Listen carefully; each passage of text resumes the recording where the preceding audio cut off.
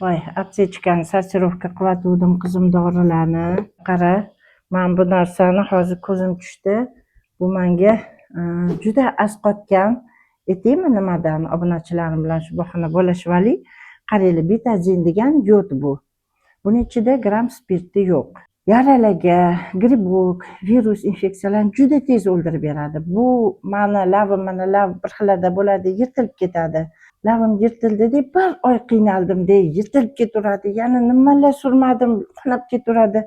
Shunda menga bir aptekachi mana shuni tavsiya qildi. Yirtilgan joyimga surdim. Bir kunda bir 3-4 marta surdim. Ertasiga bitgandek lavim.